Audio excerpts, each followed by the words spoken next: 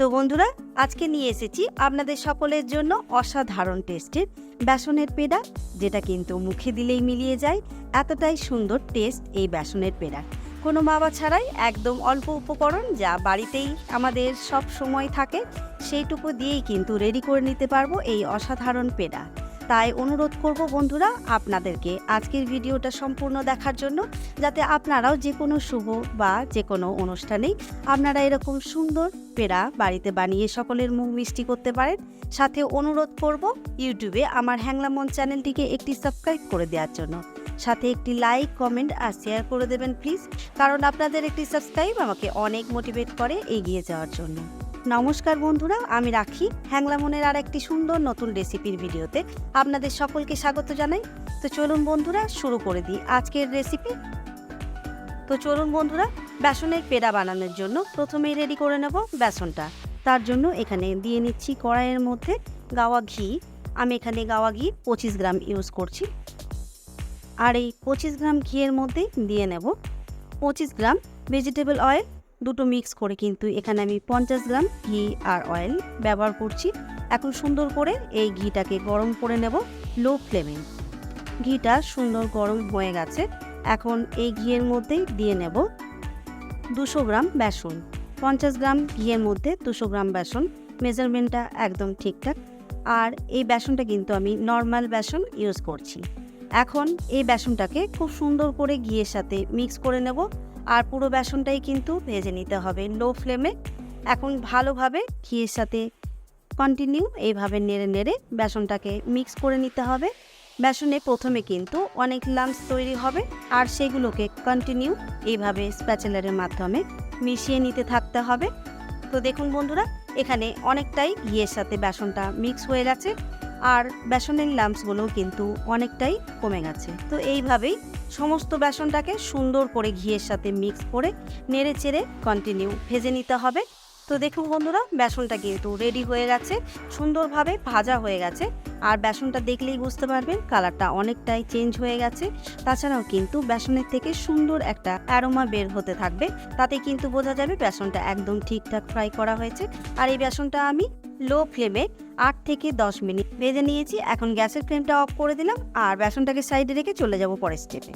তো বন্ধুরা, এখন বেসনের পেড়ার জন্য রেডি করে নেব একটা লিকুইড মিশ্রণ। তার জন্য দিয়ে নিচ্ছি কড়াইয়ের মধ্যে 500 গ্রাম লিকুইড দুধ। এখন দিয়ে নিচ্ছি 500 গ্রাম দুধের মধ্যে 50 গ্রাম চিনি। চিনিটা আপনারা আপনাদের টেস্ট হিসাবেই দেবেন। এখন চিনিটা হালকা করে মিক্স করে নেব দুধের সাথে লো ফ্লেমে।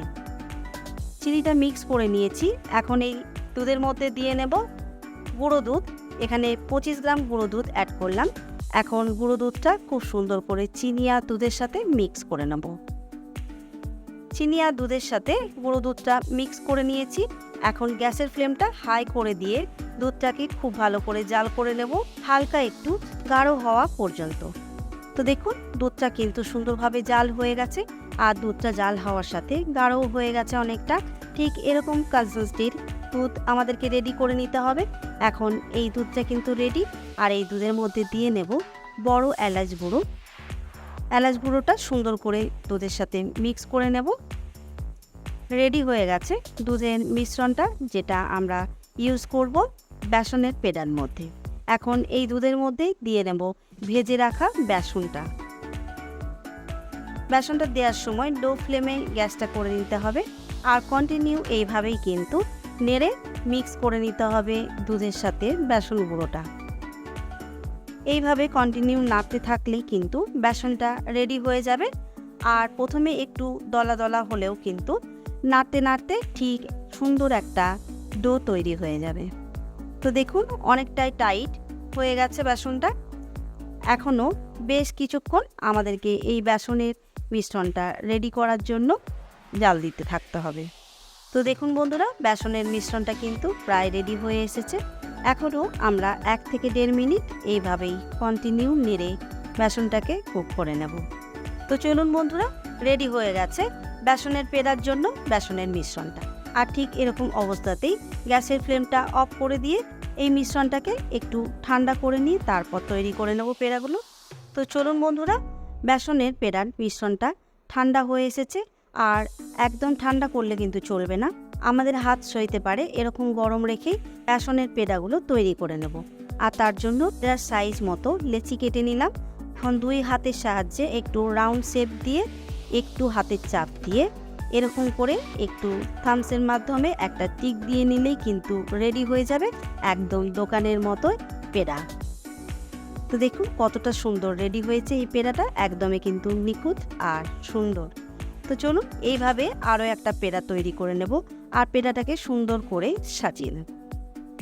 তো দেখুন বন্ধুরা, আরও একটা পেড়া আমি তৈরি করে নিয়েছি আর এটাকেও কিন্তু সেমভাবে থামসের মাধ্যমে একটা টিক দিয়ে রেডি করে নিলাম। আর এটার মধ্যে আরও সুন্দর করে ডেকোরেশন করার জন্য উপর থেকে দিয়ে নেব অল্প একটু পেস্তা কুচোনো। এতে কিন্তু দেখতে অনেক সুন্দর লাগে, যেমনটা আমরা বাজার থেকে নিয়ে আসি।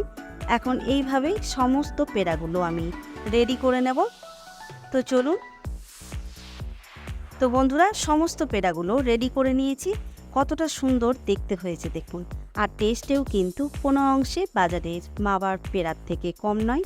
অসাধারণ এই বেসনের পেড়াটা কিন্তু একদম অল্প উপকরণ আর অল্প সময়ের মধ্যেই কোনো ঝামেলা ছাড়াই বাড়িতে রেডি করে নেওয়া যায়।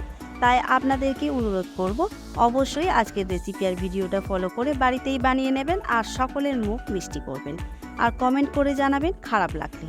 আর বন্ধুরা, আজকের ভিডিওটি যদি ফেসবুক পেজ থেকে দেখেন তাহলে প্লিজ বন্ধুরা আমার ফেসবুক পেজটিকে ফলো করবেন আর একটি লাইক করে দেবেন। আর বন্ধুরা, আপনারা চাইলে আমার ইনস্টাগ্রাম চ্যানেলটিকেও ফলো করে রাখতে পারেন, কারণ সমস্ত নিউ রেসিপির ভিডিওর ফার্স্ট আপডেট কিন্তু সেখানেই পেয়ে যাবেন। আর সকলকে জানাই বন্ধুরা অসংখ্য ধন্যবাদ আজকের ভিডিওটা শেষ পর্যন্ত দেখার জন্য। তো চলুন বন্ধুরা, আজকের ভিডিওটা এখানেই শেষ করছি। সকলে ভালো থাকবেন, সুস্থ থাকবেন, সাবধানে থাকবেন। দেখা হবে খুব তাড়াতাড়ি হ্যাংলা মনের আর একটি সুন্দর নতুন রেসিপির ভিডিও নিয়ে।